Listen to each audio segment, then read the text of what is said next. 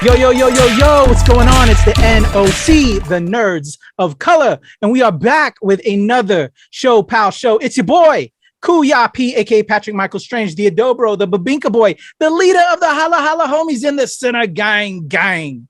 And of course, I'm here with the amazing Ate's -1, because Kataphorric, y'all, is finally in Japan. We're celebrating. You know, we talked about it, her journey to teach over there overseas and get her just her passions on, because that's just has been one of her lifelong goals as a teacher and as an educator. So we're super proud of her. But there you saw her for a second ago, but we do have Miss Viva Valentina. What's up, Tina? Hello. I miss you, Kat. I'm so happy she's gone, but I miss her terribly. So Right. we're gonna have a good time. Yes. She's gonna live it for us, and we'll get pictures hopefully and communicate, and we're gonna make this work. But how long do we have without her? How long is she gonna be scheduled? Do we know, Tina, offhand? 10 months, at least 10 months. Because we're gonna start the countdown now. Because Yeah. we miss her and we're happy for her, but we're ready to have you back already, right? Yeah. So like next summer, she'll be back. Okay. Hopefully. So Kat, we miss you, we love you, and good luck on your journey. And we're excited. We know we're gonna have you back because we've got plans to record while you're gone with you as well. You're gonna come in. So today we have another exciting one, Tina. I've been working to get this amazing writer by the name of Maxie Villavicencio. Pulliam. I love her name, by the way. She's the author of Fierce Filipina, which talks about her ancestor by the name of, hold up, let me get her book out. Actually, let me get ready. Here we go, because I got it. Inspired by the life Filipina of Gluceria Mela de Villavicencio. I'm probably brutalizing the name. I apologize. But yeah, y'all, let's bring her up on the screen. I'm going to bring her up right now. You can unmute yourself. Maxie, yo, let's go. The author of Filipino air horns. Pop them off right now. So happy. Filipinas in the I house. was making all these like facial expressions because this has been so many months in the making of trying to connect and get this going. And thank you. Well, actually, do you mind if I first rave about the both of you and just the platform you've created for our people, like highly needed? And can we talk about the timing with #StopAsianHate? And by the way, like, because I've had to do my own marketing, and I got to give it up to Kuya for like legitimately supporting our people in our community versus people who say they're in support of our people and community, and then you private DM them and they like leave you on read only, or like, you know what I mean? Like it's not like that full blown concerted effort to provide adequate support. So just huge thank you just with everything. Oh, thank you. Man, that's why we did the show, and to just show love and light. And I can't thank you for allowing us your time and for just what your work is. We got to do this together, you know what I'm saying? And bring our people to life and educate the next generation. And yeah, man, it's crazy times right now, and people need to be inspired and find hope. And you know, if we're not doing, I just feel like I got to do my part, and I'm thankful that you see it, and that I'm just gonna keep on doing it, and that's what it's all about. And I'm thankful for what you're doing. And when I showed my daughter Fierce Filipina, she was like, "Okay, thanks, Dad," and she was all about it, just learning about us. And you're inspiring the next generation. So thank you, like definitely, Maxie. And again, if I brutalize your name as well, I'm sorry, but I love the look of it. How do we properly pronounce your name, by the way, before we start off all the way? Yeah, so my middle name is my mother's maiden last name, which is, I'm going to Americanize it first, and I'll give you the way they say it, like Tagalog version, but because it's a Spanish name. So it's, I say Villavicencio, but in the Philippines, it's, you know, the double L, it's like Villa. So it's like Villavicencio. But if I were to talk to a Spanish speaker, I would probably say Villavicencio. Yeah. But last name, my dad was white, so Pulliam, like William. So I love it. I love it. I just, you know how just certain names look beautiful. It's a beautiful look. I think it's a beautiful name. So Thank you. I think it's intimidating. It's long. It is kind of, yeah. Like if I had to spell it in a spelling bee, I'd probably get counted out. Yeah.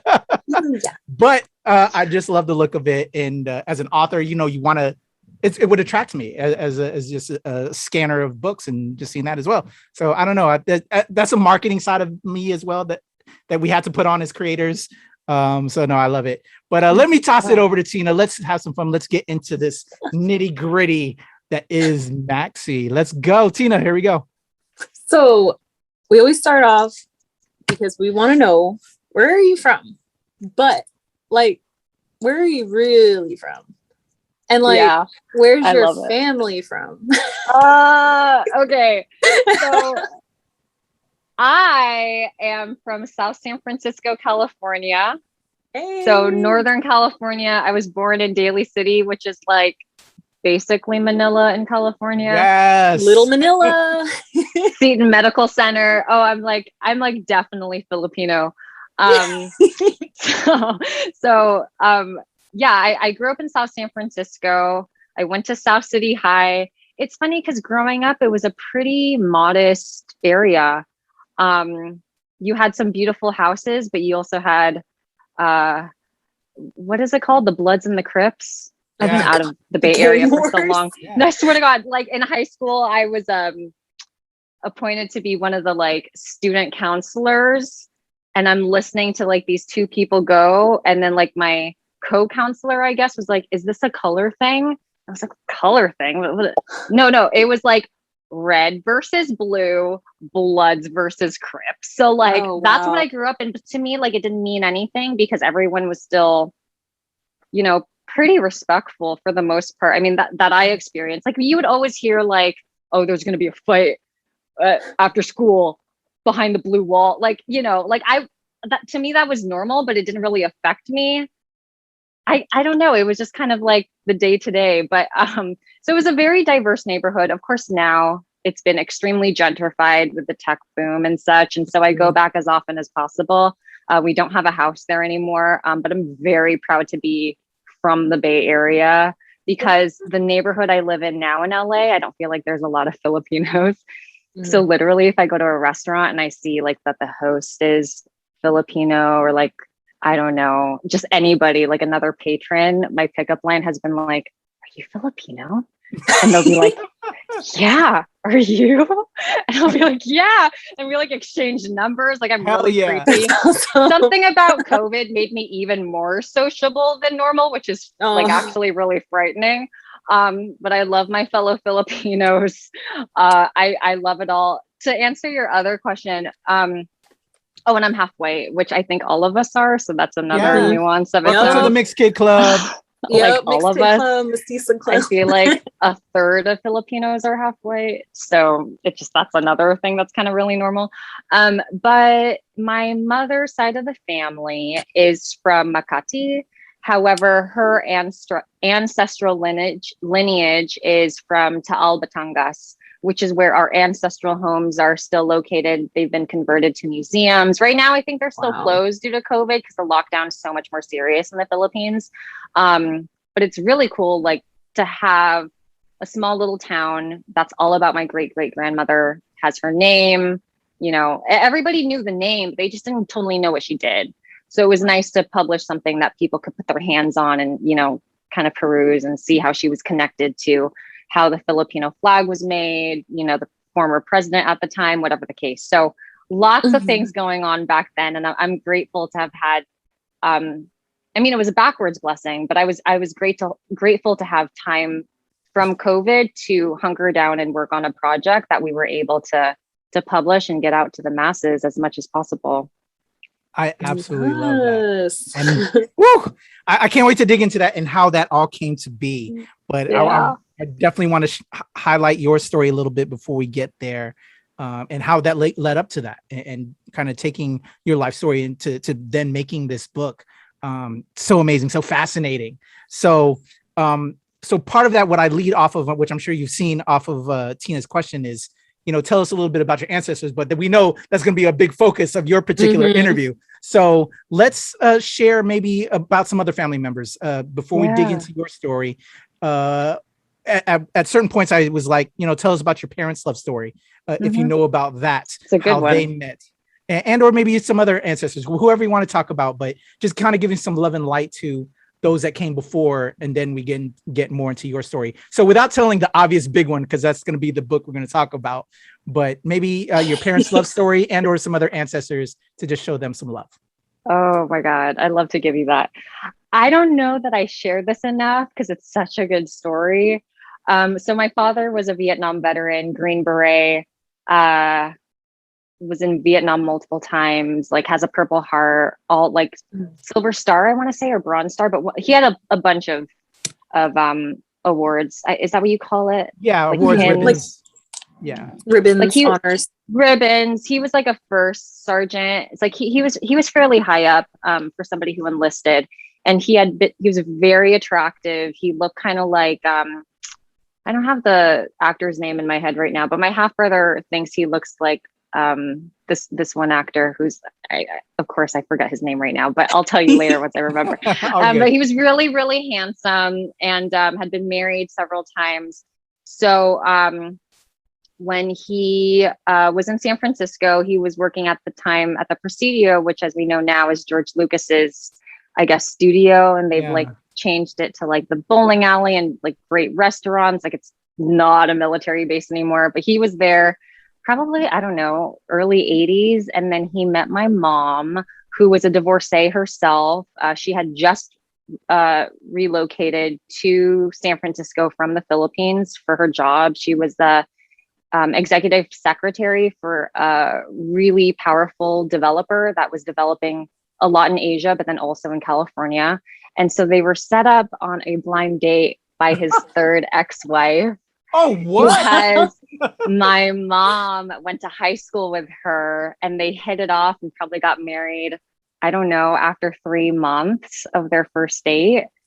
And it took a couple years until they were able to have me. But he subsequently, well, he was in remission, I want to say from throat cancer. And then during the duration of his marriage, he was suffering from bone cancer, most likely due to exposure to Agent Orange while in Vietnam.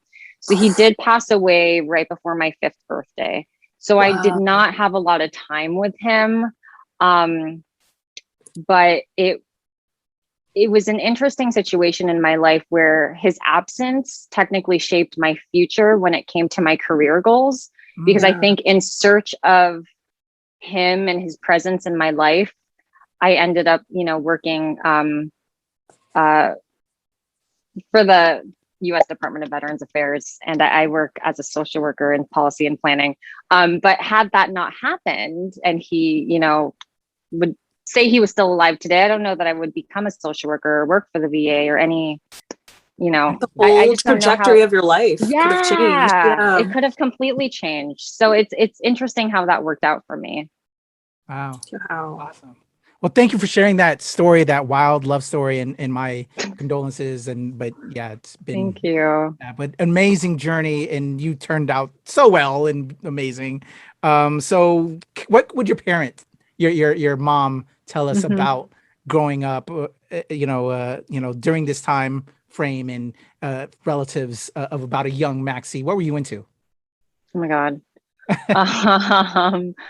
I was not a difficult child because I was always into ballet or whatever activities you threw at me, the hula, I was always interested in being active and participating in the school plays or musical or whatever the case.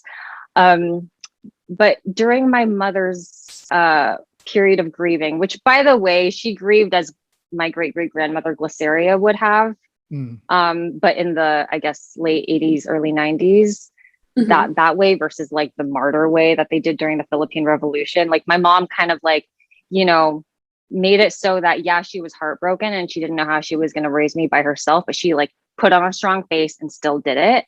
And I think me getting raised by such a strong woman made me so that I had no choice but to pursue resilience.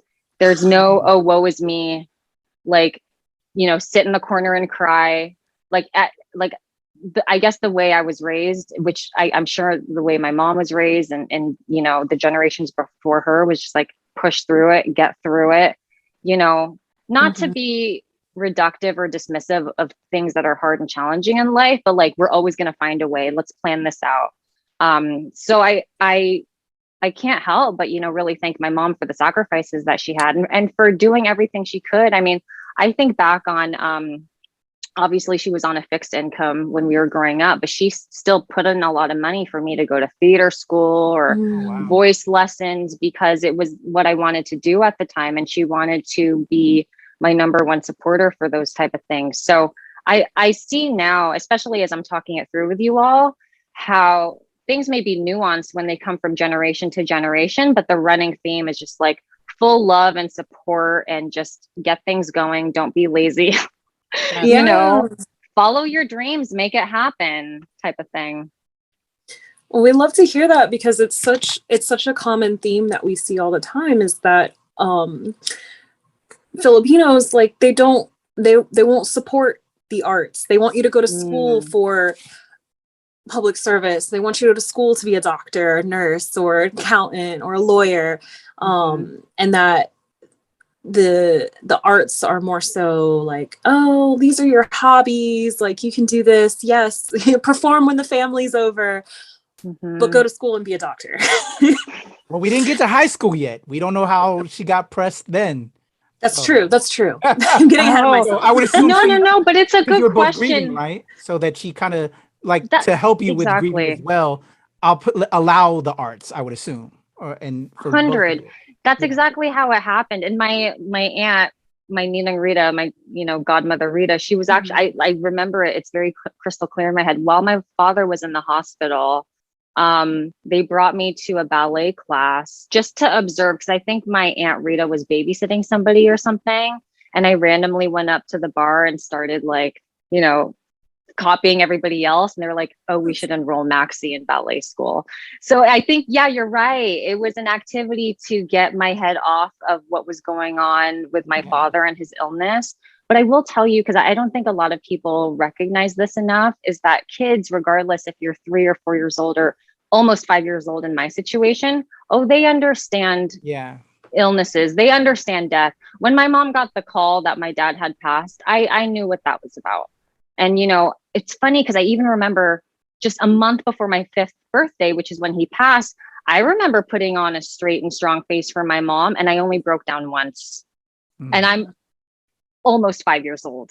Like that's crazy that I had that experience so young, but like, even though they're little toddlers, they're humans. Like they have full blown emotions and understandings around really difficult, challenging things. So yeah, that was my early experience in life. Wow. So dramatic. I know it was a lot. So I know I didn't mean for it to go there, by the way. No, but this is part of the therapy, and it's part of like us and our stories. I think it pushes us, obviously, like you said, as you stated earlier, like with the career you would later get into as your day gig, outside of this dream as an author and writer, that you're building. So what would you say? I think I asked you, like with your pastimes and you were getting into, and it was a difficult time. So then I guess just elaborate a little bit more on that, because I think we touched upon it, but then we went back to it a little bit. But what would you say, again, more stuff you were into, and maybe things that would give you kind of signs of like later, because you became an author and you're writing this story about an amazing ancestor.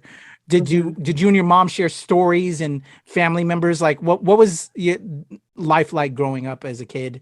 With the unfortunate passing of your father, but just like, what would you find common bond that you and your mother would get into? Do you have any other siblings, or was it just you and your mom? My father had children, and so I only keep in touch with one. Yeah. But I would also have to add that several years later, my mother did have a boyfriend who did help to raise me. So my daddy issues are like mild. Do you know what I mean? They were somewhat resolved.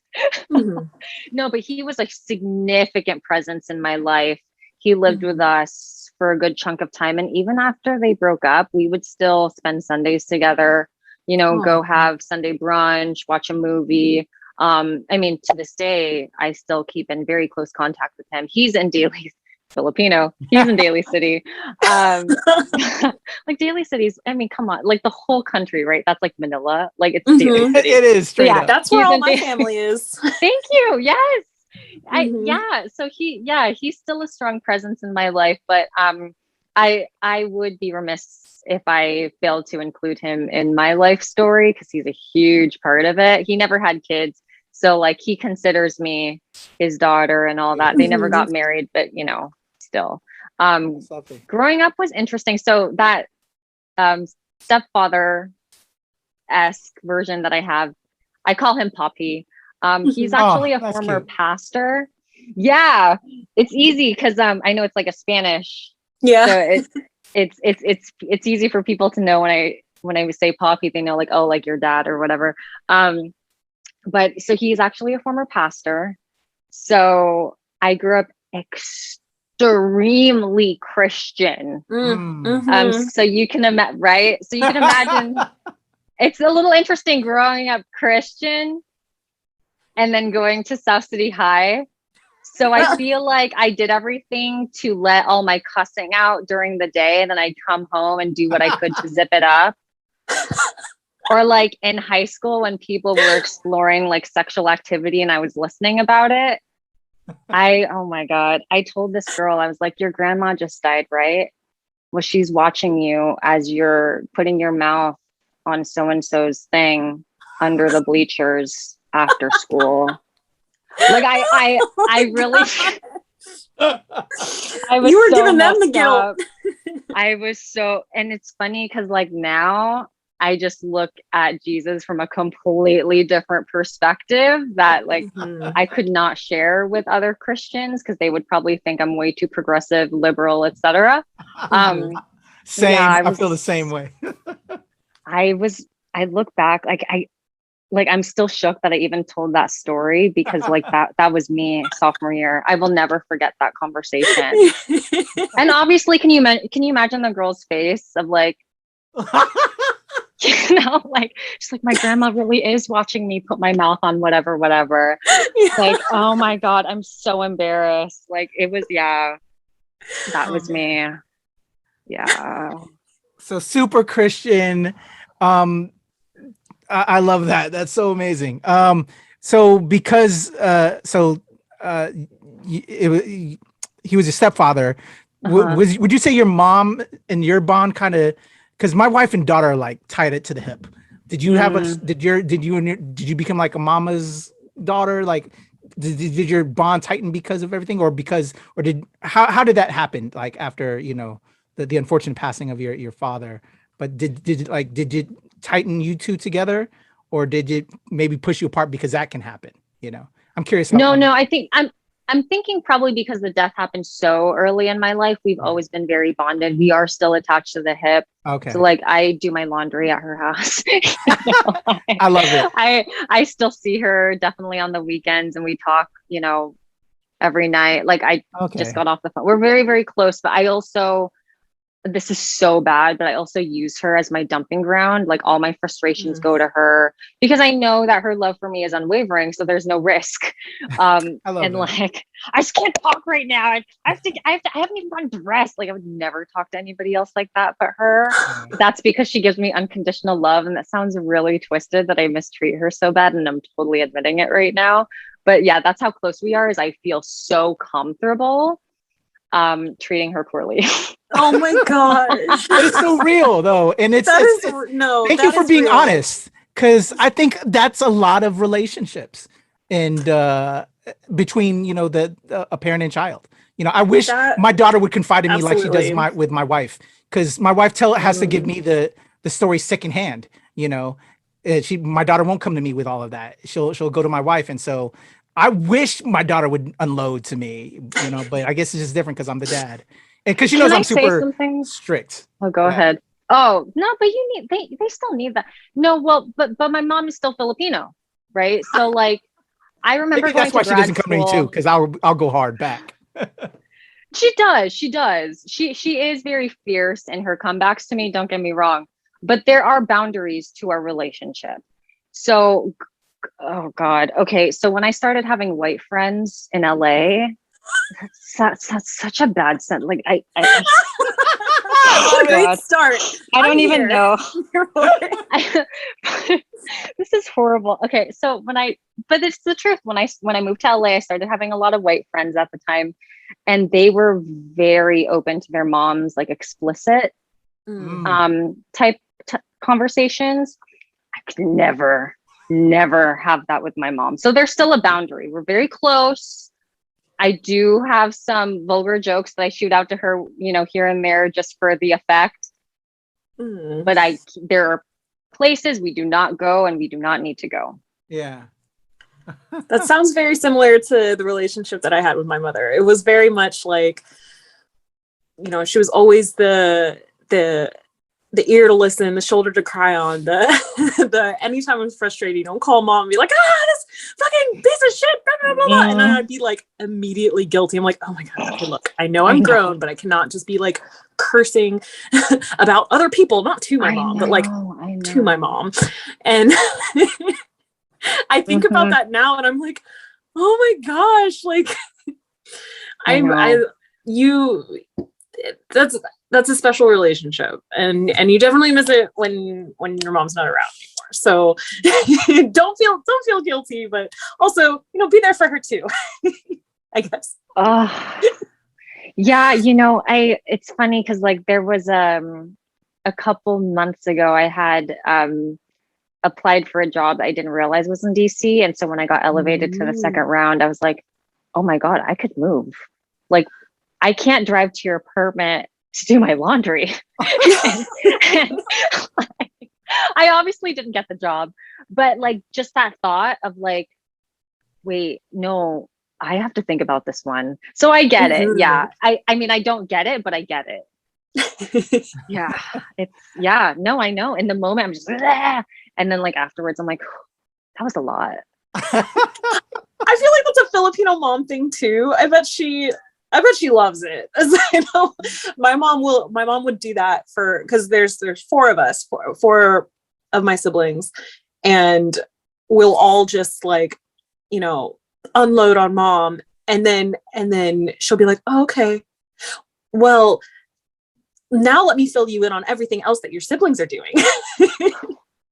And like what so everybody else is doing, and like for her it's just like the glue that like keeps everyone together, and then also like gives her stuff to talk about. Oh my God, it's so beautiful. Like honestly, when there are tears that are attached to it, it's usually a great thing because that means that it carries meaning, like it's of value. So thank you for sharing. Woo, good stuff. I love it. All right. So speaking of white people, yeah, but not really. Not really. I thought it was kind of like a great way to segue for my next question is well, you're a mixed kid like us. But your father had passed. So you're now being raised by your mom and your stepfather. Well, not really Filipino. Stepfather, but stepdad in that picture. But was Filipino. Can we talk about Filipino? When were you aware that you were Filipino? How was that? Because you're growing up in the States. Yeah. Phil Ams, right? But in some ways, a lot of us didn't know we were Filipino because we're a mixed kid or whatever. Like, what was that coming into knowing who you are, that you were different than anybody else? What was that like growing up as a kid? Okay, being mixed is just weird. Like it's a category of its own, right? So. And again, mixed kid problems. No, it really is. It's just the other day, somebody's like, so where are you from? That's that normal. But anyways, growing up, I had like very golden brown hair. So I was a little bit more Caucasian looking, or a lot of bit more Caucasian looking than now. I have plenty memories of when this came up in my childhood, but the first is probably, I went to ballet school in Daly City, and this one girl was like, well, you're only half Filipino. Ooh. I will never forget that hurt. And then in middle school, I think I started developing more into an Asian looking adolescent. And there was another girl who was half Filipino, but she was more blonde. And she gave me the opposite comment of like, you're not half white. No, you can't be. So I'm like, oh my God, like, am I who people say I am? Because I can't figure this out on my own. Like in the 90s, Natalie Portman was a huge actress at the time, and she was always so light skinned. So when I was in middle school, I did everything I could to avoid the sun. I didn't want to get a tan. And then like when Maggie Q, I forgot what show she was on years ago, was on TV, I embraced her. I didn't know anything about her. I don't know that she's even like of significant talent, but I was like, you're Asian and we don't have a lot of these. Like I rewatch Crazy Rich Asians because I don't really have another movie that looks like me. You know, it's really hard. It's really hard. I'm a frequent viewer of Filipino movies, but it doesn't carry the same feel because it's not filmed in the US. They're not Americans. So the representation's been super lacking up to now. So growing up, I don't know that I totally knew what I was. When I was in college, I had a really hard time. I went to college in New York, where it's, at the time at least, it was a lot more segregated. And they didn't want to hear the whole I'm half white. If, you know, we ever had that discussion, it was like, oh no, you're Asian. Of course you love Miss Saigon because it's an Asian musical. And I'm like, okay, but the music is great too. The story, hello, like plane coming on the stage within the first second. Yeah, it was hard growing up. When I was in theater school in high school, I will never forget this. And I wonder where she is now. There was this girl who said, oh, you know, Roger and Hammerstein only created Flower Drum Song just so that Asians could have a musical. And I'm like, Flower Drum Song is another amazing musical. And no, it wasn't like, let's meet a quota of what type of musicals we should create for different people. It was like, it's actually a really great musical, you know, and it's just weird what people create in their mind. And I remember also being told, like, don't even apply to Berkeley. There's a lot of Asians there. I'm like, first of all, I'm not trying to hug a tree. So you don't have to worry about me applying to Berkeley. But yeah, you guys, I'm sure too, you have pristine memories in your heads of like, as early as toddler years, possibly. Unfortunately, we carry that with us and it sticks. Like you cannot unhear these things. You cannot unimagine. Like it's already here. It's already here. So words matter. The way that people reduce you down to your parts, and it's really hard to kind of find your identity in either. When again you have that, well, I'm not Filipino enough, you know, for the Filipinos. I'm not white enough for the white kids. It's like I'm not just white. I'm not just Filipino. I'm both, and that's its own experience. So no, that's that's another reason why we started the show was to kind of embrace more of our Filipino culture and to own it, because like so often is it like, you know, you're only half, where that again reduction happens, where people are like, oh well, only this much must be this much to ride, you know, that sort of thing. So it's a strange strange kind of bubble that we live in. And I haven't said this in a while, Patrick, but this is going to be in its own episode where we discuss more and like talk more about like those mixed kid problems. Oh, totally. A whole episode dedicated to that. Not gonna lie, but this made me think of what I think I've been kind of thinking it here and there, although we've been growing. ShoPowSho has been growing. We got a lot of love in the community. You know, I've been doing a lot of things in the community and a lot of future stuff is happening. But in certain ways, I still feel ever since we've started this though, that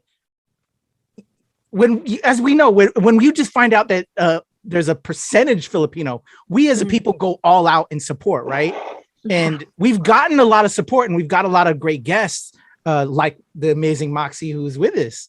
But like, I feel still that we should be so much bigger. And I think we're held back by, there's this feeling like because we're mixed Filipinos, that maybe they're not supporting us fully because Patrick talks so street, and he's a mixed kid, and he's got nothing but the two mixed girls. You know, like we're not getting full support because we're mixed. You know, I feel that. Yeah, it probably doesn't exist, but in a way, I don't know. Your brain thinks that because of what we've grown up with as it's easy to go there. It's easy to kind of like, I feel you, because I still have like, I've been, since we've started the ShoPowSho, I've been like waffling about so I have in my social media bios mestiza and the Filipino flag, and I feel like I don't really want to. I feel like I shouldn't have to like quantify my Filipino-ness. Like I've been debating changing it to just Philam. Like I'm Filipino American, but like I also feel like I have to put that quantifier there. Like, oh, but like I'm mestiza. That's why I'm so light. That's why I look like this. Yeah. But like, it's just again. When we break this down, maybe its own episode. And start unpacking that a lot more. But it's Maxie, you're welcome to join us on that episode. Yeah. No, I was gonna say, because the added nuance is being half white going to the Philippines. That is privilege. Yes. And that's a big topic, I think, that we as mestizos need to face, and then that we need to talk about, because it's hard hearing that, like, oh, well, you're only half Filipino, or you're not Filipino enough, and then kind of getting that like that praise then for being mixed is like, oh, well, but you look white, and you have like, the white nose, and you're lighter, and like it's like you're being told that you're not enough, but then being praised for not being Filipino. And it's it's this weird, like, again, a whole thing that needs to be unpacked, but it's like, it's this weird mixed message. It's horrible. I remember being in the Philippines, because I was just there a little less than 2 years ago, which I'm sure we'll transition into, because that visit basically was the catalyst for the book creation. But you're and by the way, why do they say American instead of white?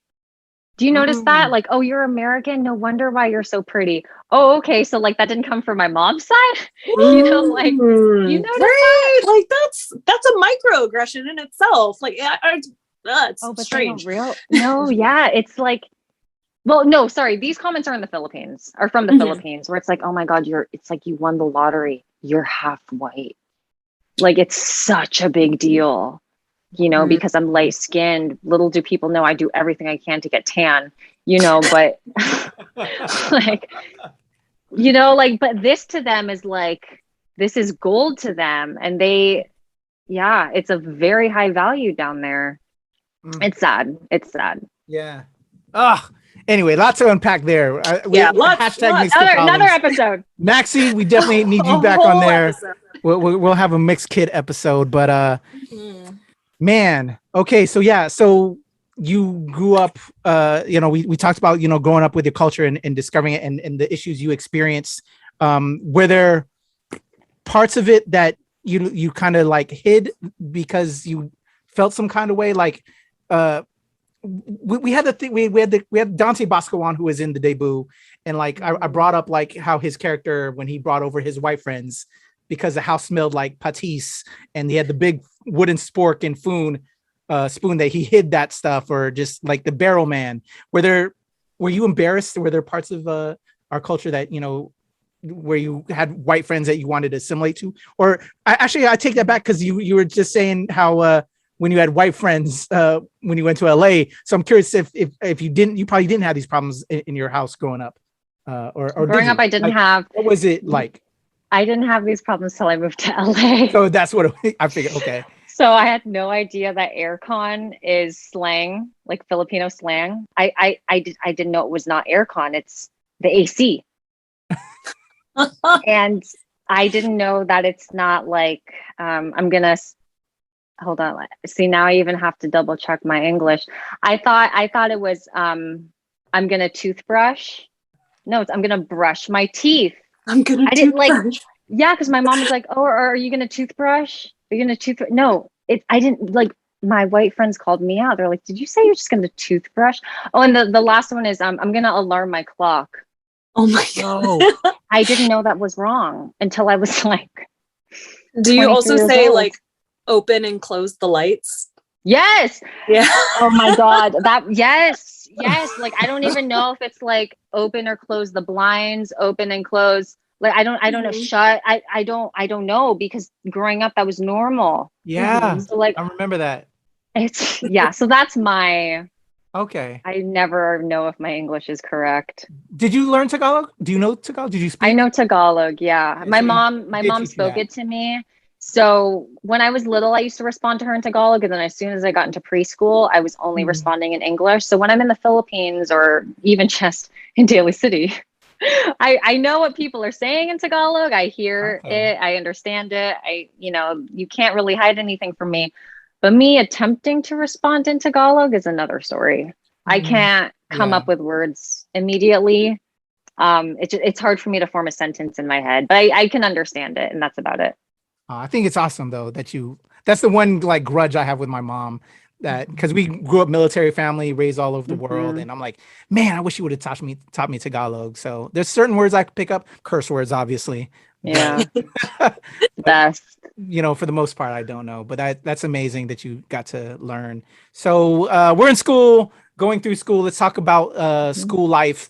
What were your early aspirations and that you had, but then when it came time to graduate, Mm. the influence from mom and the stepfather figure. Yeah.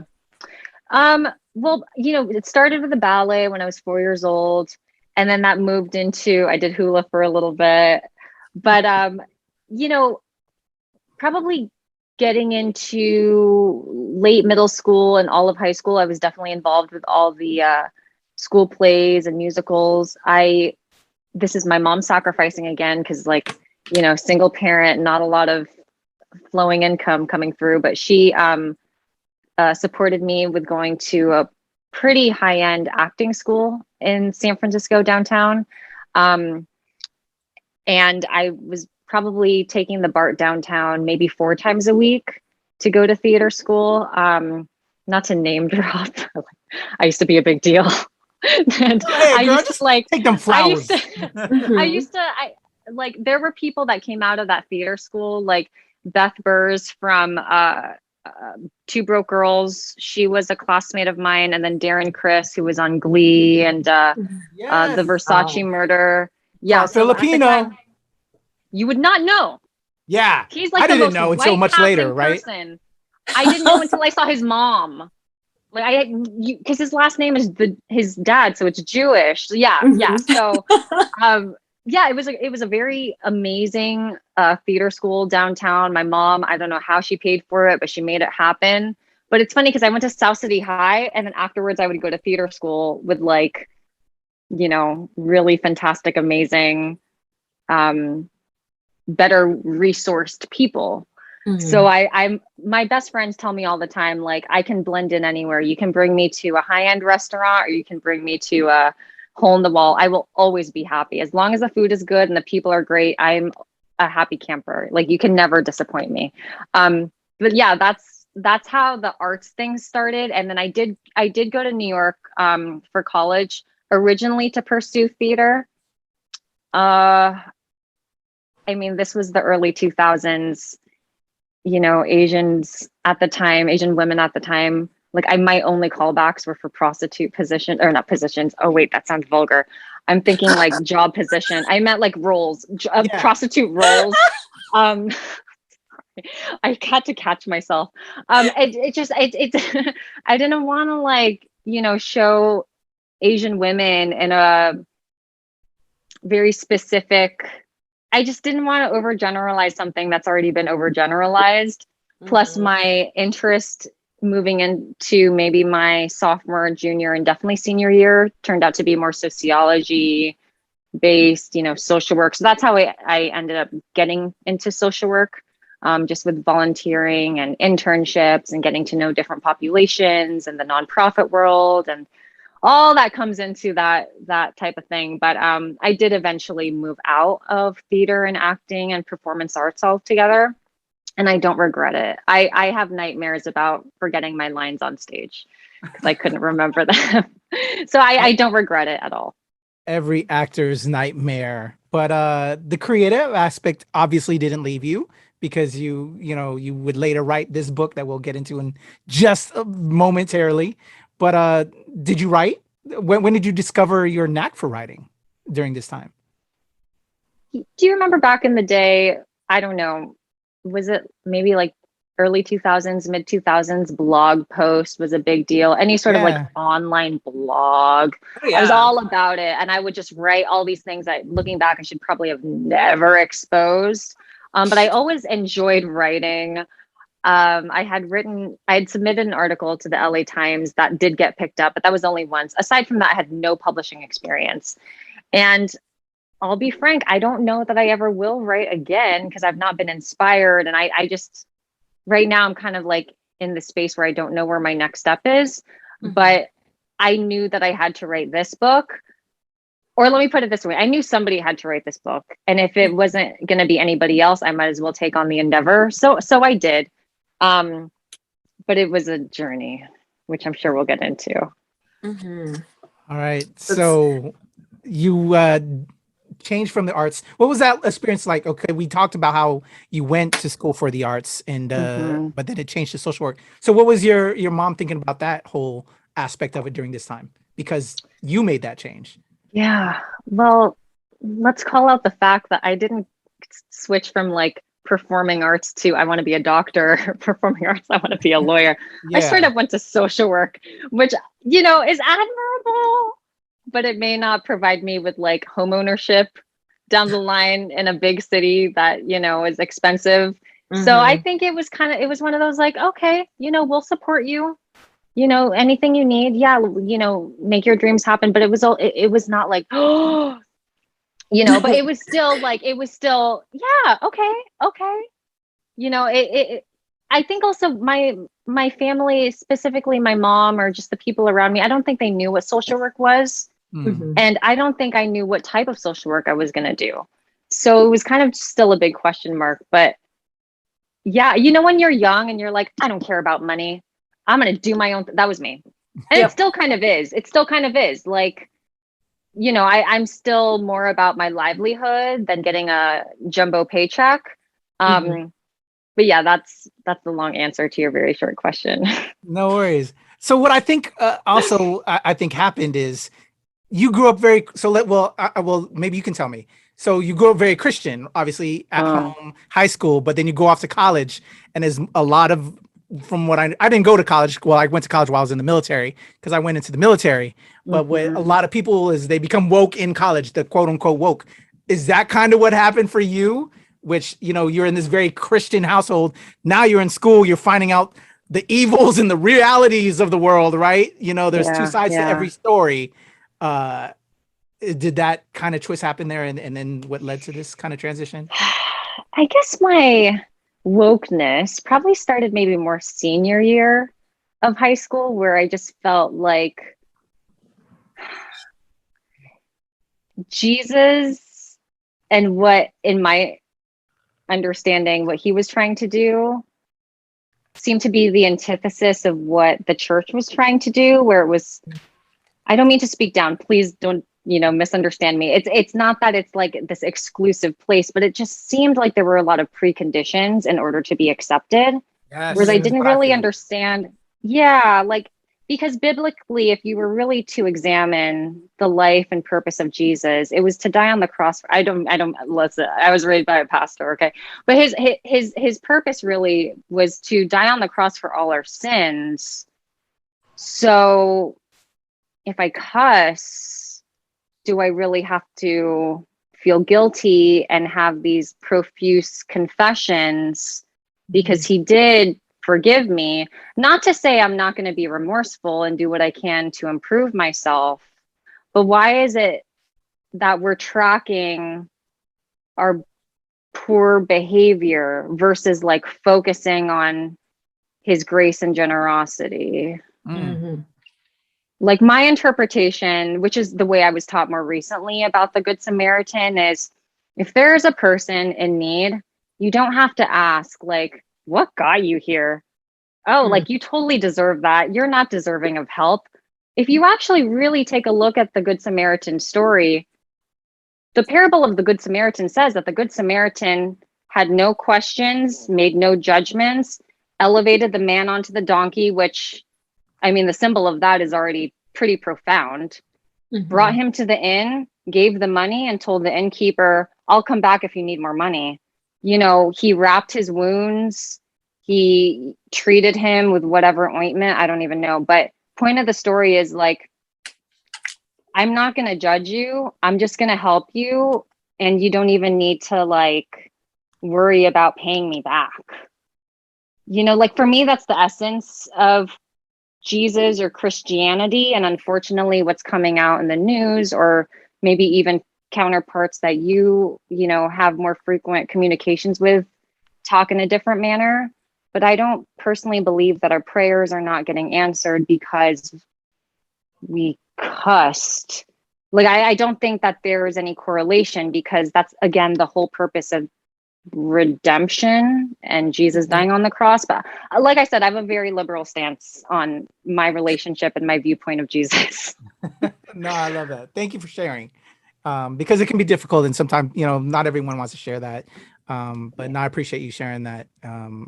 I kind of mirror you in a lot of ways. So, yeah. And it's hard because, you know, especially if you're people like us who we all seem to be really sociable. All my best friends are from different faith backgrounds. Same. So I always, you know, I think it's great that we always do what we can to learn from them and not judge them. And I don't think they're going to go to hell. They just have a different belief system, and that's their tradition. That's of their choosing. And so I'm not going to convert them and try to change that if that's what they want and that's what they're comfortable with. I'm definitely comfortable in my setup and my relationship with my faith.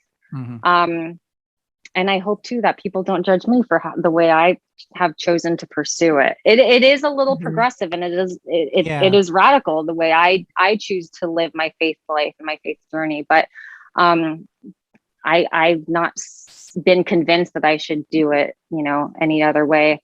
But yeah, the way I've been thinking through all this has been through senior year of high school. It's ebbed and flowed with where I've been at. Ultimately, I don't want to live a life of legalism, because for me, that's very restrictive. And the quote that I have heard that seems to be most helpful is, instead of, oh shoot, why do I always forget the things I want to tell you when you're on the spot? It always happens. When I'm on I know the how spot, it is. Receive, behave and it's not behave and be saved. It's believe and receive, not behave and be saved. Oh, I like that. So okay, that's, there you go. Tina's writing it down. in 2 sentences, that's like literally the way I try to do things. You know, like I love it. You know, it's just easier, and it's not saying like, okay, we're going to be permissible with poor behavior. By no means am I going to like, oh, you were drunk driving. Of course, you're going to get a DUI. Like there are natural consequences, but in our treatment of others, like, let's not make them feel worse. Like they already are experiencing the consequence. Why add to it? Exactly. Awesome. All right. So I was getting at kind of what would lead you to telling this story.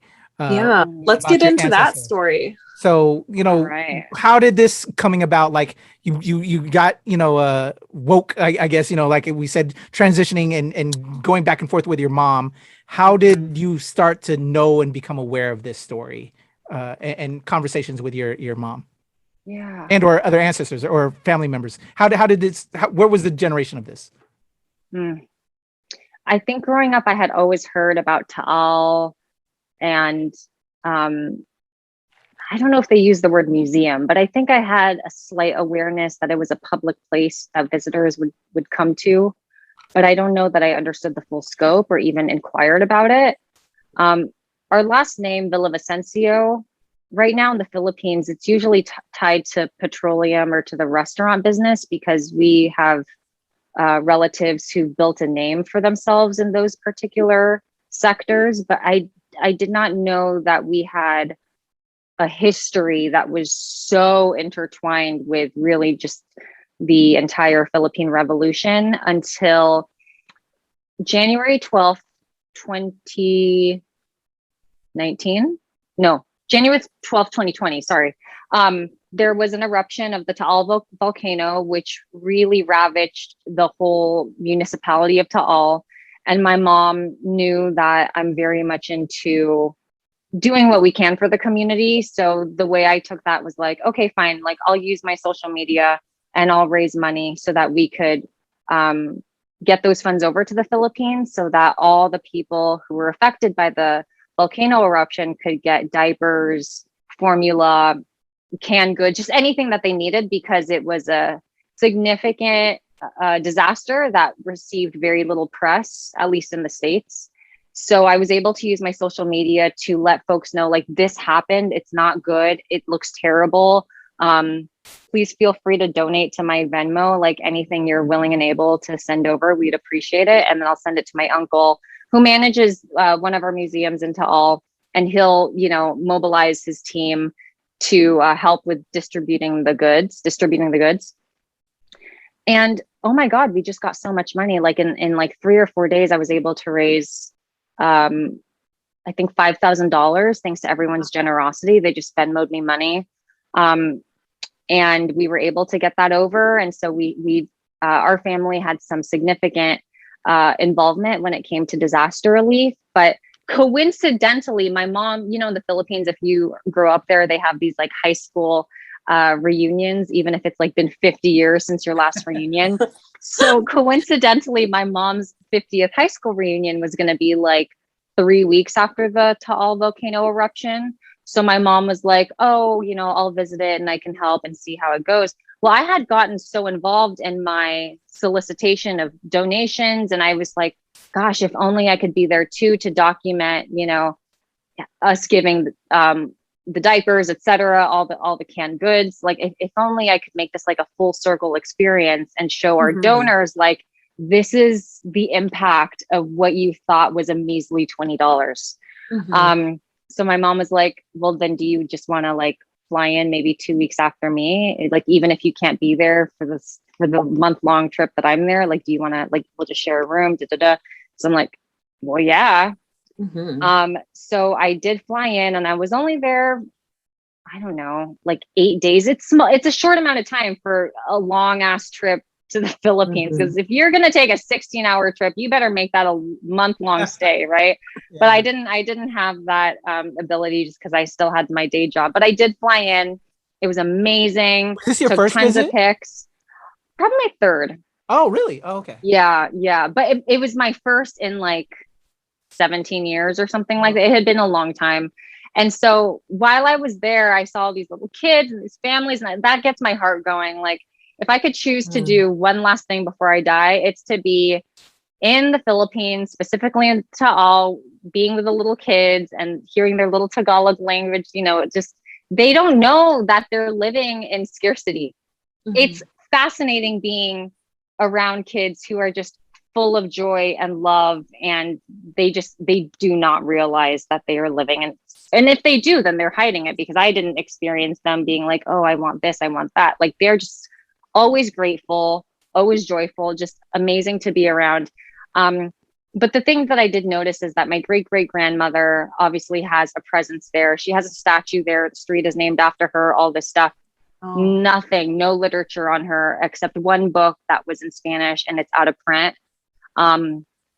So when COVID hit, I was like, okay, let me do something with my time, and let me also use this time to, I wasn't sure like what direction I was going in. I kind of had to like have some moments of silence to figure out like, okay, like where is my heart right now?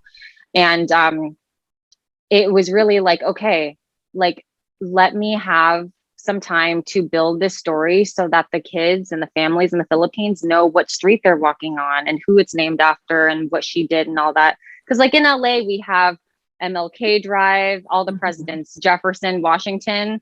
I couldn't imagine not knowing who those people were, but I drove on those streets all the time, So I just wanted something, and I wanted it to be an illustrated biography so that the kids, even if they weren't old enough to read, like they can see what's happening.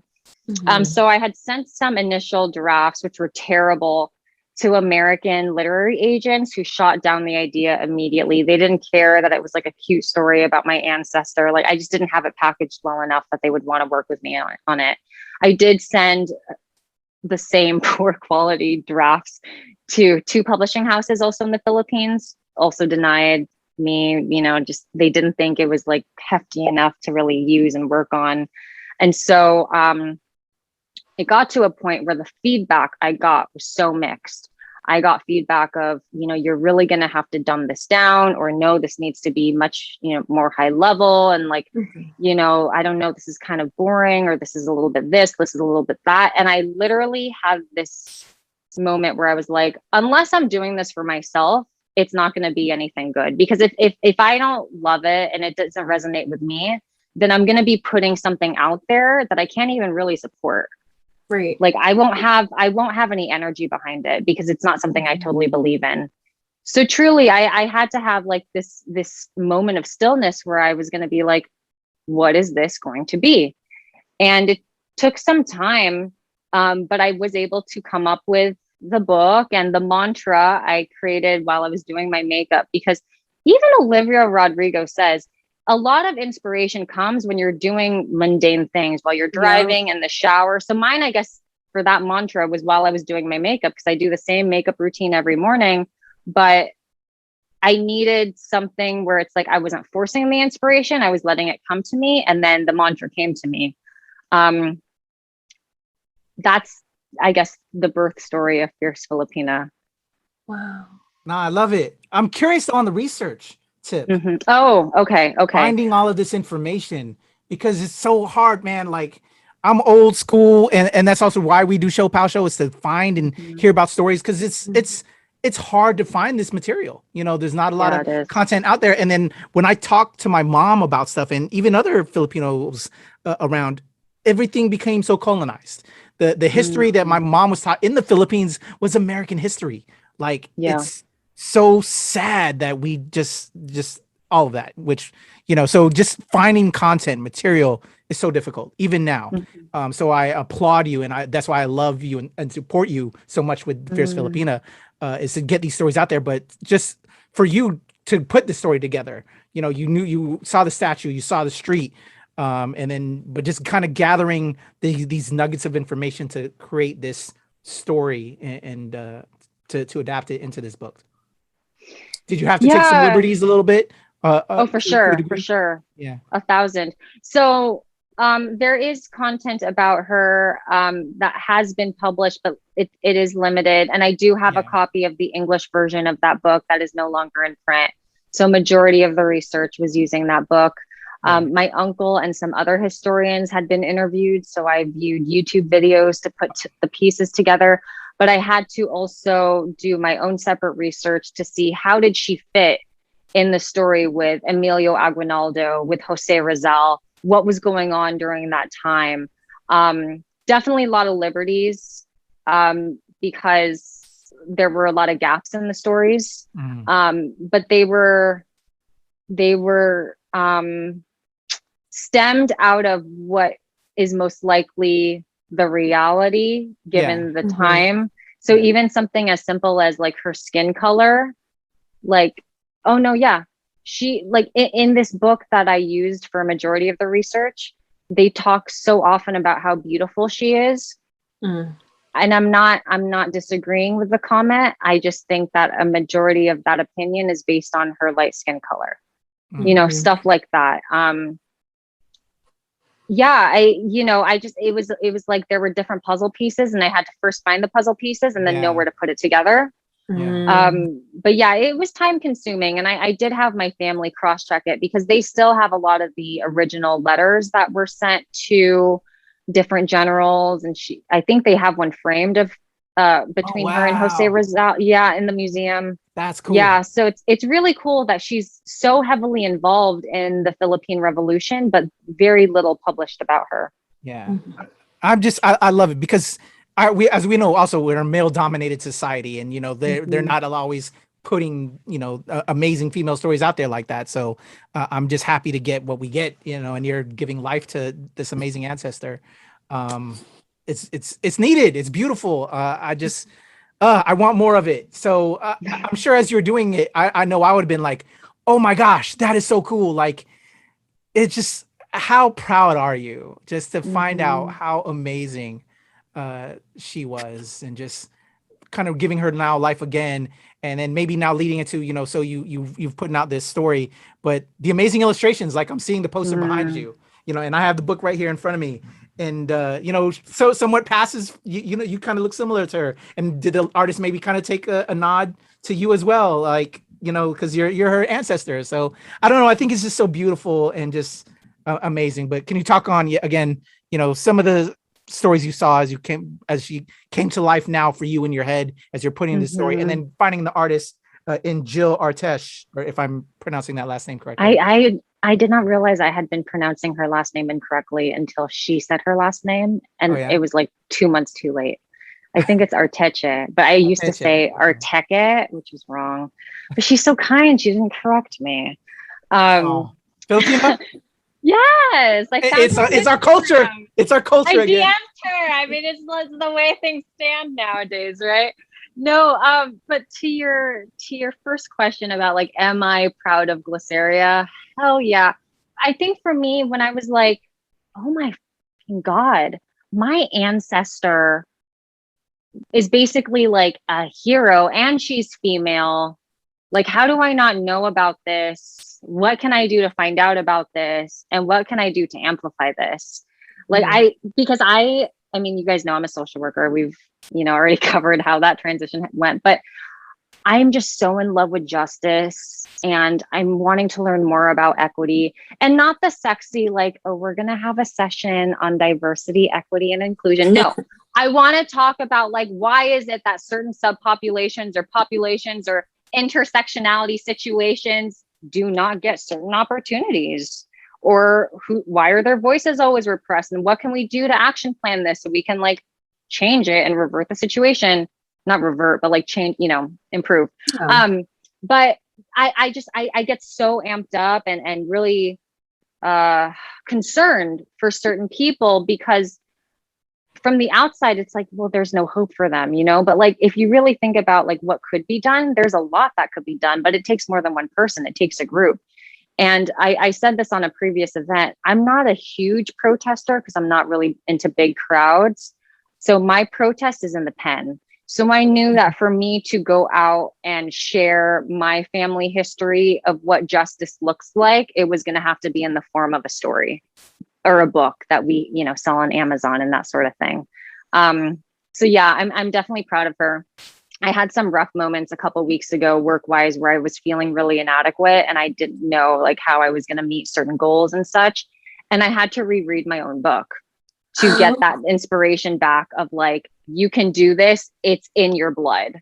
And even if it's like, even if you're not like DNA wise related to Glyceria, like she was such a people person that she's going to spread the love. I mean, you read the book, like she was all about just like being equal with everybody and like elevating other people. And a lot of the research I felt was actually much more powerful than my book, because if you read her letters, my God, she'll be like, you need more ammunition, you need more this and this, I will send you the money, I'll send you food. Like the rumor is she only fed her kids like cereal. I don't know if they had cereal at the time, but something like not good, because she was using her money for funding the Filipino soldiers. Like she was so into making sure that the Philippines would break away from the Spanish colonial government, that she put everything aside to make it so that other people would be her priority. Wow. So yeah, I'm definitely proud. Definitely proud. I love it. I love it. Just so amazing. So amazing. So the book is out. You put it together on your own, so they didn't pick it up here. They didn't pick it up there, but whatever, we're still going to make it happen because we got a story to tell. And I love it. I love the persistence. So now that, it came together last year and now you're doing all this promotion now, what has the feedback been like? And because let me tell you, I've got a list of stuff I'm working on and some productions. You know, there's a couple stories of different people I've had on. I have my eye on Fierce Filipina, but I'm sure you do as well, because and you're out there in LA and you have a theater background. We need to tell our stories, and I would love to, help as well if I can. So it's one of the properties that I'm thinking about as well. But I'm sure I have to obviously holler at you because it is your book. But it's in the back of my mind of just different things I want to see. Because I think we're such a beautiful people and have so many amazing stories. So I'm sorry, I'm rambling now. But what has it been like feedback wise? And hey, you're in LA, Maxie, and I know you're doing the interview circuit. We've been trying to make this interview happen for a while. What's going on? Okay, so when the book came out, and I haven't given enough props to my illustrator. Like I told you, I slipped into her DMs, or maybe I emailed her. I don't know. Oh yeah, how did that happen? Yeah, I don't think we talked about how you discovered each other. I'm so in love with her art and just her personality and just everything about her. So her name's Jill Arteche. I've been saying Arteche, so I want this opportunity to say it's Arteche. And I mean, everything nowadays is Google. I Googled female artists in the Philippines. I think that's what I plugged in. And she came up as one of the rising stars. And I was just so drawn to her work because I love bold colors. And it was important that the illustrator, that their art was equivalent to the same boldness that Glaceria had in her fight for the Filipino people. We were not going to have pastels. We were not going to have watercolor. It had to be and Jill brought it. She did. And I've still not met her in person, but we would meet via Zoom. And I had my 3 amazingly talented nieces, 1 in high school and 2 were freshmen in college. So they would do little projects for me on the side. Like, can you look up if we should use Barnes and Noble or Amazon or just whatever the case. So I had one, managing the social media. I had one doing just different things, lots of different things, which was great for their learning as well. And so we packaged it together. It came out probably the last week of February, and I wanted it in time for International Women's Day. But guess what? God is funny, because this was also when the rise in hate crimes occurred. So I was like, people need solace, right? People need solace. People need healing. I don't know what I can do to help with that aside from decreasing the cost of my book. So you have something and you can, buy several copies and pass it around to your fellow, maybe not Filipinos, but Asians or something. So the timing couldn't have been better. I'll be honest, after maybe March, April, I had a little bit of a decrease in my Instagram presence and the amount of time I was marketing, just because I got really tired, I think. And I have the day job, as you all know. So it was just a lot to balance. But more recently, especially, with Filipino History Month being October, oh my God, it's almost the end of October, and Christmas rolling around, I know that, this is the time to start advertising the book again. We got some merch online, fiercefilipina.com, but also I am in pending discussions, agreements to get the book on an online platform in the Philippines for their educational system. So I've not I've not signed the dotted line, but I'm one email away from that. And then there were books that were, of course, sent out in the Philippines, specifically in Taal.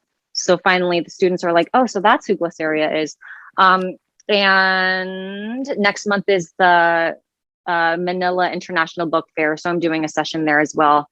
And, by the way, these are all just connections. Some of these things I've not even sought out on my own. I'm just so blessed to have people who know people who connect me to certain things, And I will also pause and let you know the 2 publishing houses that declined me. I did inform them that the book is now available in the Philippines, and they couldn't have been kinder in their response. And they were so happy for me. Yeah, I wanted them to know, because even though they had declined me, they still were supportive and they still provided me with options of what I can do to have the book out in the Philippines. So I wanted them to know that, the process has now been completed and it is in the Philippines. Well, this was, by the way, 3 months ago for a special event. Not 3 months ago, 3 weeks ago for a special event. but they were so kind. They were very, very gracious and very congratulatory. So could we? That's really nice. Yeah. So are we still saying self distribution, or do you think they would be interested picking it up to just to widen your net a little bit and help you out? In the Philippines, you mean? Either or.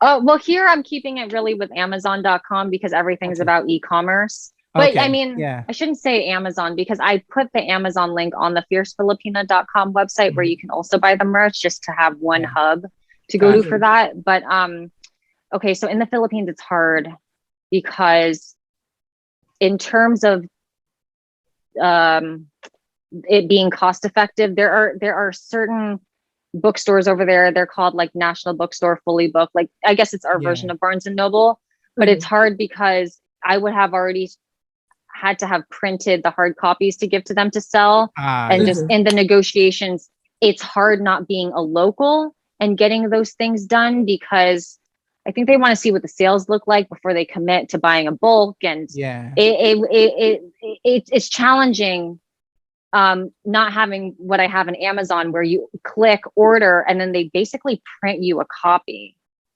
Like it's the way that's why Amazon rules the world is like the way they have their self-publishing system set up is that I don't have to go to a printer first and then sell the books. Like they do the printing, but they do the printing on demand pretty much. Gosh. So yeah, in the Philippines, it's a little hard, which is why we're going the Kindle route, but it's not called Kindle.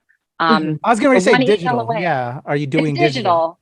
Yeah. So it's going to be digital.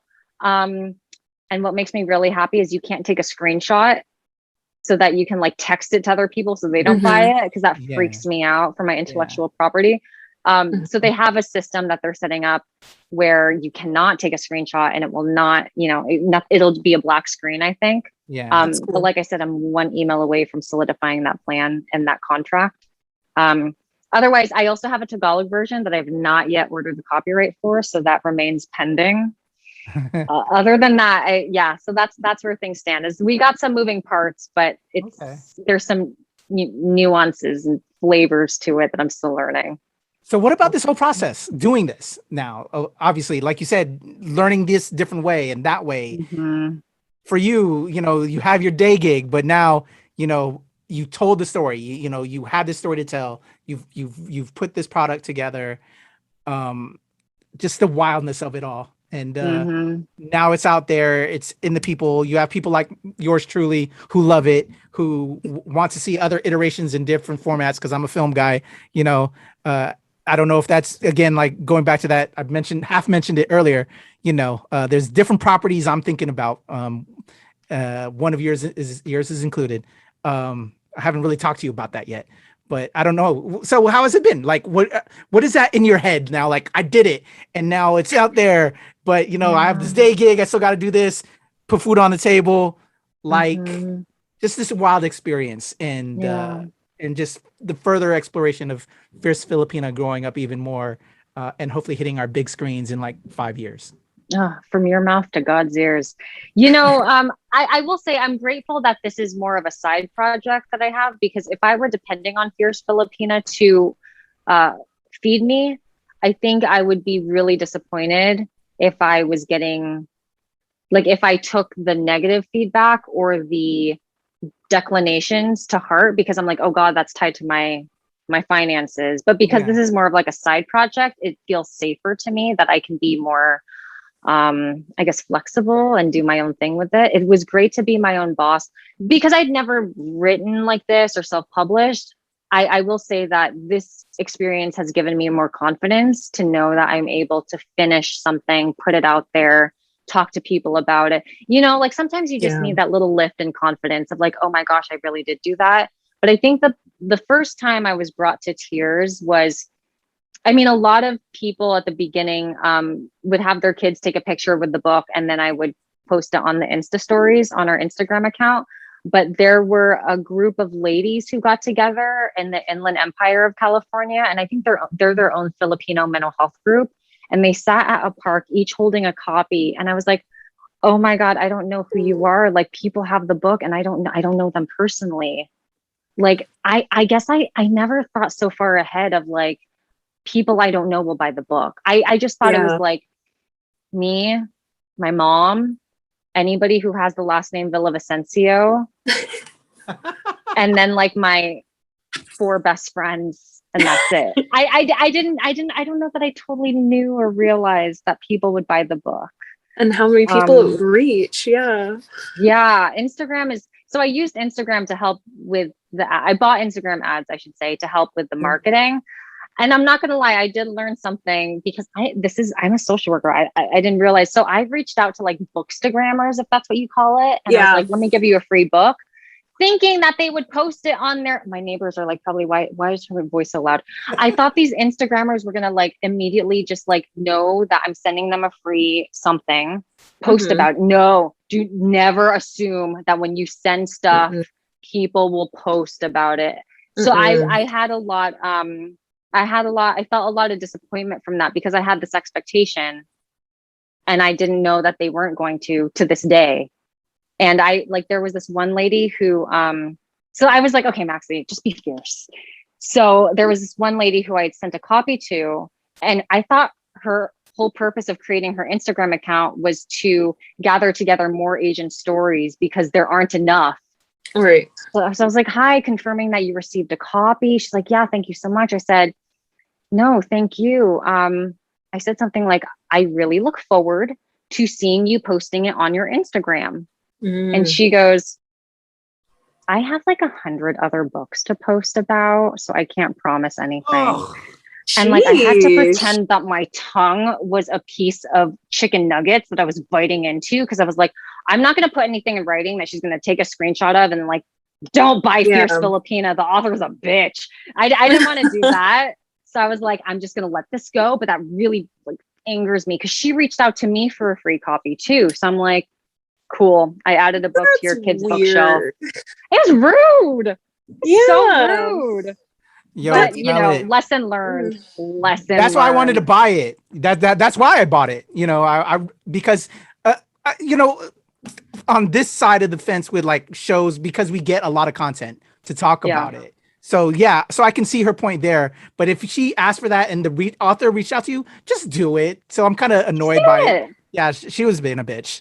So I'll how are we? That's not, you know. So I work in like influencer marketing, and that's not how that works. Like, that's kind of shitty. Yeah, she gives us a bad name. With the kind of work we're doing, you know.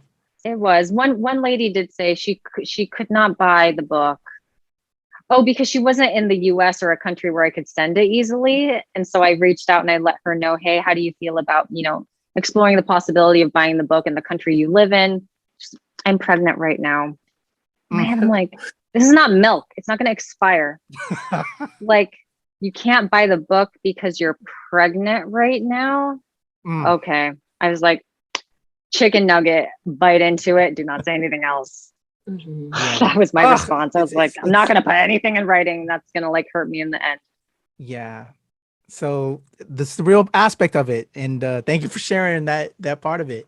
It's hard, but there's a bright light at the end of this tunnel. You know, it's out there and your story's there. So again, I wanted to, you know, I kind of half told, you know, myself a little bit, you know, there's properties I'm thinking about and looking at, but again, you have that theater background, LA, what's up? Like, anybody holler at you about Fierce Filipina into a project? I mean, from your mouth to God's ears, let's hope still. Darren Chris. None we can talk about yet. Light-skinned. Yeah. He's too light-skinned for you, Lalio. I got to figure out a role for He can't be like Jose Rizal. He's very tan. All right, so we're going to start those conversations, y'all. Fierce Filipina, let's make this happen. Let's make this happen. So yeah, the project's out there. We're going to support it and hopefully see what we can do with it along the way. I think it's beautiful. Again, just to, you know, I love you finding out this story and making it happen. And now it's inspiring the next generation and it's inspiring us that are, you know, doing this with you right now, because it's just so beautiful. It's our story, you know, if not, these would be lost through time. And we're now, you know, giving her life again. I think it's so beautiful. So it's done, it's out there, and you like you said, you were feeling a little bit down on yourself with some other things you're doing. You don't know what you're gonna do again writing wise in the future. We touched upon a little bit of that. So what would you say this has taught you, as a final lesson, and then also then again how people can check out the book and everything? The final lesson is really just always do the right thing, support your people, stand up for one another. I over the weekend watched an old episode. Well, it's not old, it's like a week old, of Project Runway, where the Filipino guy got yelled at, and I started welling up, because I'm like, why is it natural for people to feel so comfortable to speak poorly to our people, to people who look like us? And it's not okay. So what can we do? Yes, it's going to be added effort, but what can we do to make sure that people understand, we are everyone's equal. We are amazing. We are boxers. We are nurses. We bring a lot to the table. Do not feel comfortable mistreating us. Let's stand up for one another. Let's show them our true colors and our grit. I really hope people see the true essence of what it is to be Filipino, which is resilience, standing up against adversity, and just generosity and being there for one another. Have you encountered a Filipino that has not offered you food? Because I know I haven't. Hell yeah. We're really amazing people. And I know that there's still some social structure situations that unfortunately remains prevalent in the Philippines, or even still over here, when even just at first glance you look at somebody's skin color or whatever. Yeah.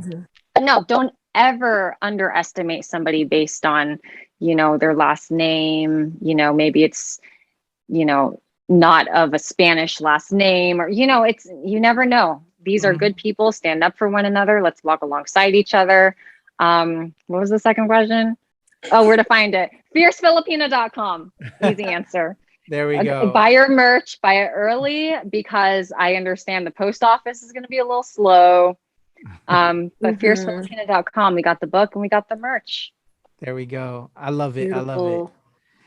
Tina, hit her off with the very last question, since Kat isn't here. Final question. Since we are, of course, under the Nerds of Color, we always like to ask, if you had the opportunity to give a TED Talk about anything that you're passionate about, what is one thing that you are just super nerdy about? It's so hard. I'm so nerdy about everything. My current, this is not sexy, but my current obsession is, and I did not practice it during this interview, but my current obsession is how to have political finesse when speaking in the workplace. How do you answer to certain personalities, or how do you respond to certain difficult, challenging situations that are politically riddled, but you also want to approach it, in a way that's that meets the need of urgency without being too amped up. Federal government. It's I know what you mean. It's a dance. It's a verbal mental dance. Yeah, I mean, it's exactly why I didn't respond to the lady who said she has 100 other Asian books to review and post about. Therefore, Fierce Filipino is not that. I did not even respond because I don't want that in writing. I don't want to be considered crooked Hillary, Yeah. That is my current obsession. It's not really related to the book. I guess I love that reply though. That's so nerdy. No, that's people know I work in government and I think that's interesting. And that's oh yeah. That's and those are those things where it's okay, how do you it's that per my last email, response. It's that well, how do you politely and professionally ask someone to go fuck themselves? There's a finesse. Bless your heart. There's a finesse Yeah, bless to your it. heart. No, yeah, exactly. I don't know why, but that's been my current obsession. I have these daydreams that I'm not going to do this. I promise you, I'm not going to do this. This is not where my heart really is. But sometimes I wonder, like, what if I had an LLC where, I coach people of like, how would you respond if da, da, da, and I have these created hypotheticals that they need to like, okay, I would say da, da, da, da, da, or I would say, I'm really sorry that you feel that. I don't even know, but like, just like practicing using fictitious situations, that would be such a great coaching moment. That's really great. That is like super niche, super nerdy. I love it. Great answer. Oh yeah. Maxie, this was truly a pleasure, and it took a while, but it lived up to it. And I just love your soul and your energy. And now having this conversation with you, I love you even more. Just it's fierce is what it is. So it's perfect. You are that fierce Filipina. You've had this story that you've shared with us that built you into who you are. You decided to do this thing, and it takes a fierceness to do that. And now who knows what the future is going to be. But all I know is you're part of our family, and wherever it takes you, we're going to be here to give you your flowers again and celebrate you, and encourage you all the way along, because that's what we do. I think it's beautiful. And again, thank you for sharing with us your story. This was a lot of fun. I had so much, and I've been daydreaming about this moment. So it's so crazy that it finally happened and I'm finally meeting you. I mean, I'm so happy. I'm really not kidding. And I'm super grateful. Thank you for taking the time. And I mean, I know I said it already, but truly thank you for the abundance of support. You do not hold back. And I mean, it's needed. It's really needed. And I couldn't be more grateful. So thank you both. Oh, thank you so much. I'm so happy. Thank you. Anything you need. Oh yeah. Boom. There you go. The amazing Maxie Villavicencio. I think I said it right. Well, I try, but she's amazing. I love her soul. I love her vibe. I love her energy. She is a fierce Filipina in every sense of the word. How can you not love that title and her and just what we just got in this interview? She's good people's, and you can see her ancestors living through her right now, Yeah. Oh my God. And there's t-shirts. There's t-shirts. There's fierce Filipina t-shirts. I'm stoked. I'm gonna get one. No, that was just great. It was great. It was great to talk to another mixed kid Filipino. Yeah. Like we've been saying this because we need to have a combo about that. And we'll have her back for that. Right. It's coming. The mixed kid problems episode is coming, and there's just going to be so much to unpack there. But it was just wonderful to hear more about her family history and one, how it's influenced her life, but then also like her being able to tell that story. It was really important. We were mentioning earlier, Diane Paragas said that if we don't tell our stories, someone else will. And that's what she's doing. She's telling her story, telling a very important story about Filipino history and the Filipino Revolution. So that is just amazing. And again, I love to see it. You love to see it. Yes. Just so amazing. I asked her about the research and finding out what she could. Obviously it was sparing because again, male dominated society, different. We're not exactly, Philippines isn't exactly America.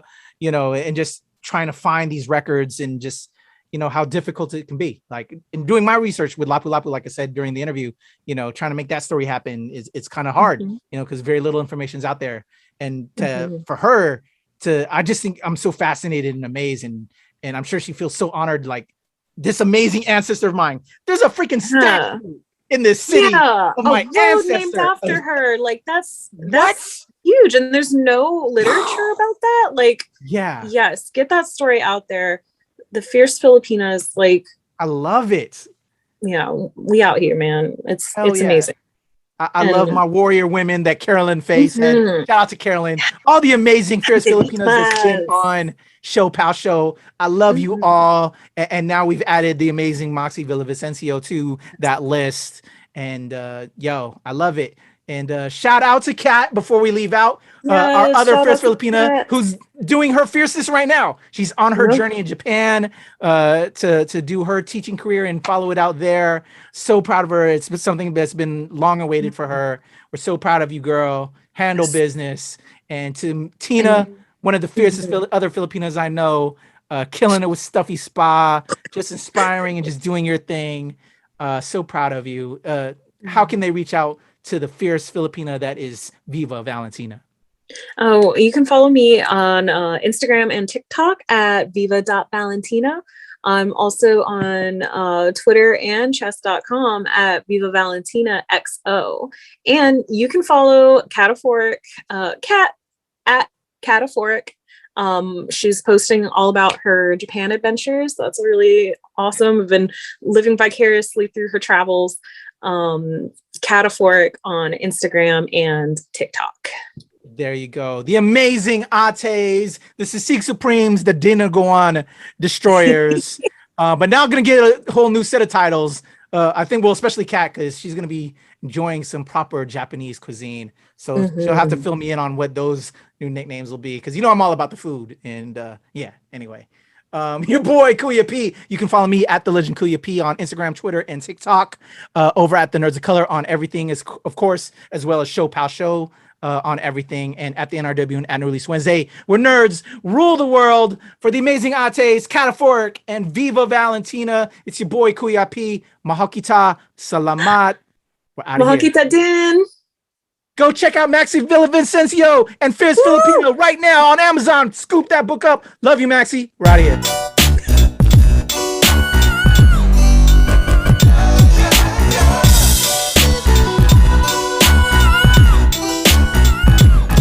Well, it's the NOC in full color. You see me? The hard knock life, comics, movies, and TV. Yeah, pop culture with a different perspective.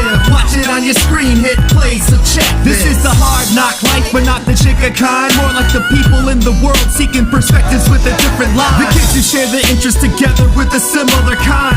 When they said John Glover for Spider-Man, they didn't mind. The activists, directors, comments, and the lectures. Fanboys, professional artists, and professors. Maybe a nerd who's just like you, talking about the things that you like too. So I invite you to the NOC in full color. You see me? The hard knock life, comics, movies, and TV. Yeah, pop culture with a different perspective. Watch it on your screen, hit play, so check this. I'm Maxie Villavicencio, Pulliam, author of Fierce Filipina. Check me out on the ShoPowSho. So excited. I'm Maxie Villavicencio, Pulliam, author of Fierce Filipina, and my heritage is important to me because we are full of resilience and food.